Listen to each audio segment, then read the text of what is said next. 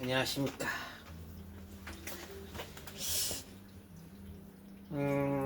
오늘은 조금 머신 좀 이야기 할까요? 머신에서 보면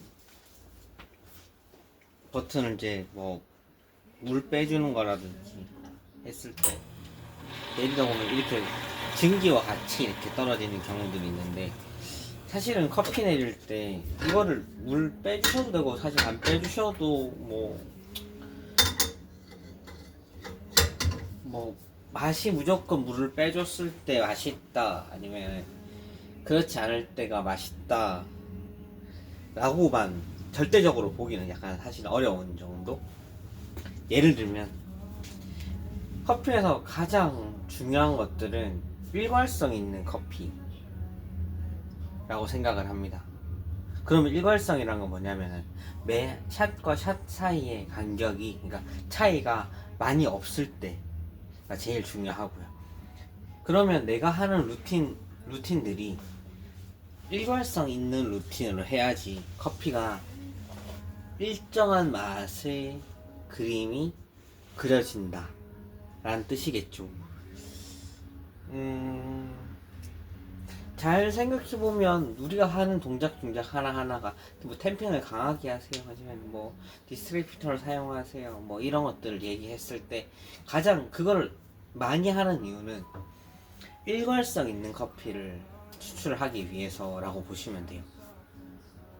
그러면 나도 항상 일관성 있게 했는데, 근데 그게 몸에 보통 익숙하지 않거나 몸에 내가 이거를 이제 원활하게 이해를 하지 않고 한다고 하면, 왜냐면 보세요, 축구를 할 때, 공을 찰 때 항상 일정하게 세게 찬다고 해서 결과물 똑같이 가는 것도 아니고, 우리가 뭐 똑같은 컨디션이라고 하지만 어떨 때 뭐 살짝 비틀어지면은 또 다른 결과물이 받는 것들처럼 얘네들도 다 똑같다고 보시면 되세요. 그러면 내가 어떤 때는 바쁘니까 물을 빼주고 어떨 때는 바쁘지 않으니까 물을 빼주지 않는다 라고 하는 게 사실은 맞지 않는다는 얘기죠.